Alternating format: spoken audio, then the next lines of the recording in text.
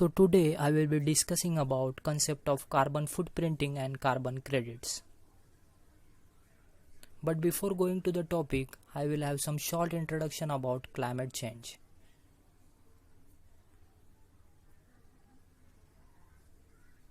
So as we all are familiar with the term climate change, which is increasingly recognized as a major challenge, greenhouse gas emissions are the driving force behind the climate change.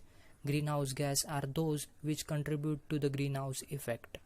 Basically, there are two types of greenhouse gases, natural and man-made.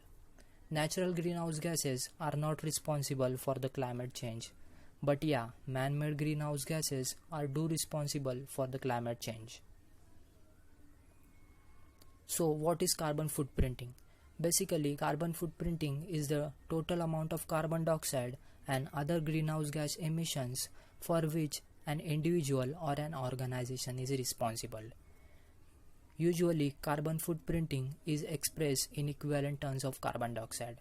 So your carbon footprinting is the sum of all emissions of carbon dioxide which were induced by your activities in a given time frame. Usually, your carbon footprint is calculated for the time period. So for example, suppose if you are driving a car on a daily basis and you are thinking that your carbon footprint level is increasing due to the gas which is releasing from your engine, then you might be wrong. From removing the underground fuel which is required to fill your fuel tank to the carbon release during the transportation and refinery and the transport till your local petrol pump, all the carbon emissions is involved if you are driving a car. Therefore, calculating the carbon footprint is very much important. Why to calculate the carbon footprint? It is important to calculate the carbon footprint to manage the carbon footprint level and try to reduce it. So how can you reduce your daily carbon footprint level? I can show you 3 ways to reduce it on a marginal level. First, you can replace all the fluorescent tube lights with LED lights. This can help to reduce your carbon footprint level on a marginal level. Second, you can use biodegradable plastic bags instead of polythene bags, which is responsible for the climate change. Third and most important is you can switch to biofuel instead of petrol and diesel, because biofuel is made up of ethanol and which is not responsible for the climate change.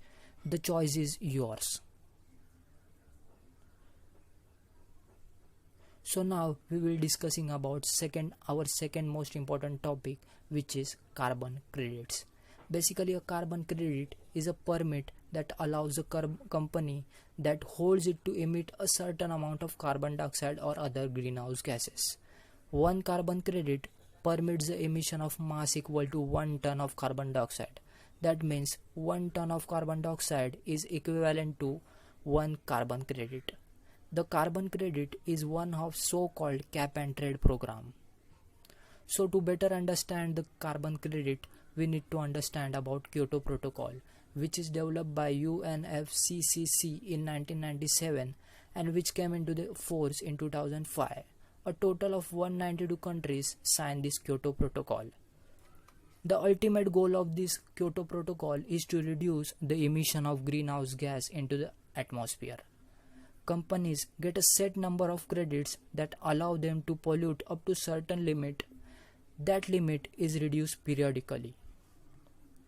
If the company manage to save the credits, then they can sell this credit to another company which needs them.